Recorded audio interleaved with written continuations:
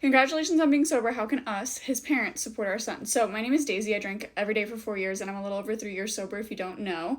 Now you do. And I talk about my sobriety online often, and I'm just really an open book. And I thought that responding to this comment with a video would give more insight to maybe individuals who need it.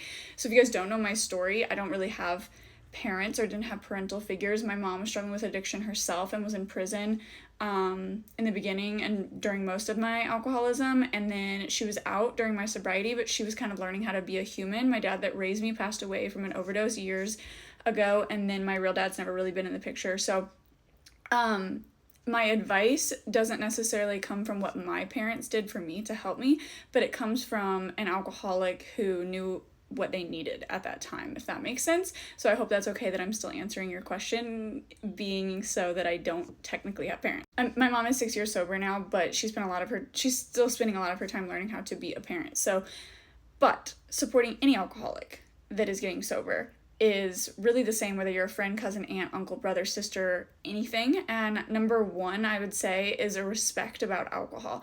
If you're still choosing to drink socially, like whatever it may be, if you're still going to consume alcohol in any capacity, in any way, to notify that person if they're going to be there, if it's expected. Do not just drink in front of them. Do not just order a drink at the dinner table thinking that it is going to be nonchalant, because it's not. It might be for you, but it's not for them. I promise you, they're thinking about how you're feeling, how it tastes, how it would taste if they did it, that it would be no big deal, that you're casually doing it, and they're questioning if they can casually do it too. It is one of the most disrespectful things, in my opinion, and I cut off a lot of friends for doing it to me. Now, if you ask and later in their sobriety and you have that conversation and they're okay with it, that's okay, because now I'm at a point where it doesn't bother me as much, but sometimes it really does bother me.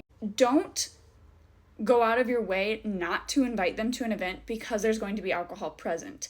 Let them know, hey, that so-and-so's doing this, we're going to so-and-so's, there's this birthday party, there's this event for the holiday, whatever, but alcohol will be present. You are more than welcome to come, but I wanted to let you know. 9 times out of 10, in the beginning, I was either not invited to an event because they just assumed I wouldn't want to go because there was alcohol, or 2, they thought that I couldn't handle it, which I didn't appreciate. Being misjudged in that way. Assuming is never a good thing, and also it hurts to think that you're no longer invited to things because you had an issue with a substance that you're overcoming now. And we have to get back to normal life and normalcy, so we need those opportunities to sit and be like, can I handle this? Can I go and not drink, or can I not?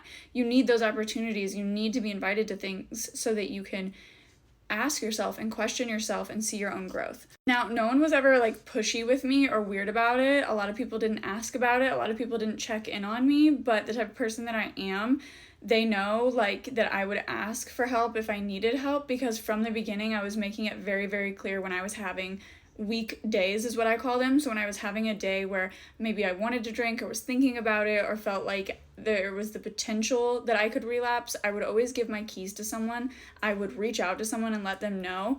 And that was all within like the first couple of months. So I would say to just keep an eye, and if the person at no point is asking for help for anything, or if they're never ever saying like, hey, I'm having a hard day or I'm struggling, then maybe check in on them, because it's impossible not to have a hard day, and it seems like they're not sharing it. And that might be the way that they cope and they can get through it just fine, but it also might be good to check in and just kind of like feel that out and see if they like to be asked or if they'd prefer for you to kind of take a step back. Hopefully that makes sense, but that's how I would approach that personally with a friend, if a friend currently was abusing alcohol and needed my help. Another good thing is supporting and or suggesting new hobbies, but maybe not coming from a place of like, hey, let's do this new hobby, hey, let's try this new thing because like you need to fill up your time, but just suggesting things and doing things that don't involve or include alcohol, like bowling or going to the movies and things like that, things that are events that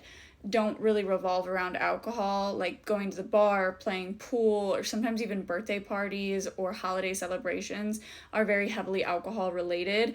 And that kind of depends upon family for sure. Another thing that's really hard is friends. I had to cut most of mine off. So I was pretty lonely, and that is the majority of people who get sober, is you will feel lonely because your whole life changes, and so that means the people around you change, the places that you go to change, and the things that you do change. A lot of times if I needed something from the gas station, my mom would go in for me and get it, or my partner or my brother or my sister, because personally that's where I purchased my alcohol, and I let them know from the beginning what I wasn't comfortable doing, and maybe you could have an open conversation with your son or your friend or whoever is struggling. I'm talking to Laura directly, and anyone else watching this video, like, hey, is there anything that you might need help with? Like, if you need to go into this place and buy something, would you like me to go with you, or would you like to invite me, or just things like that. Does that make sense? I hope it does. I know this video is really, really long and drawn out. I'm just trying to cover all the bases because I do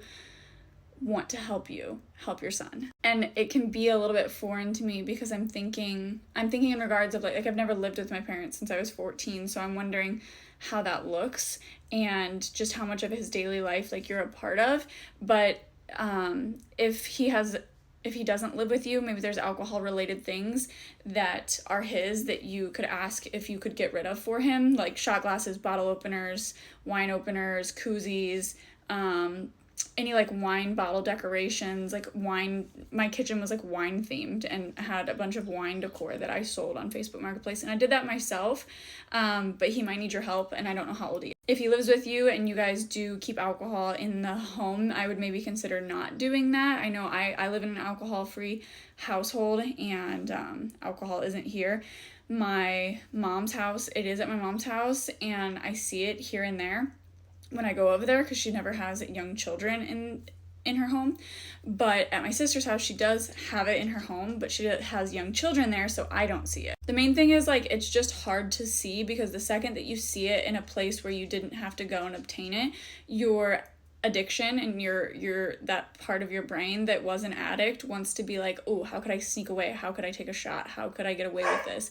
How could I consume some of this alcohol and no one notice? So it's better to just not be around those things. The best thing for me was to really dive into my career and like head first into my career and my relationship and focus on that, and spending a lot of time that was more genuine and focused and concentrated on and with family that I feel like I had missed out on and kind of neglected in my addiction. And that's what took up a lot of my time, and that's what I did. So hopefully he can find an outlet for that and kind of find a new way to take up his time that maybe doesn't have to be pushed on him, or maybe he has an old hobby he kind of threw to the wayside in order to keep up with his addiction. I hope that helps. I feel like there's probably more, but if you have any other questions, Laura or anyone else watching this video, please ask me. Seriously, I will try not to make 8-minute long videos every time, but I am an open book, and I just genuinely have gotten so many DMs and emails and comments over the years of me helping people realize they had a problem, understand their significant other, family member, or loved one that has a problem better, and how to help them, or just straight up people telling me like I helped them get sober, and that is the craziest thing that I can be a person who went through what I went through and just because of that help other people on the internet. So I'm here to help. Let me know how I can help.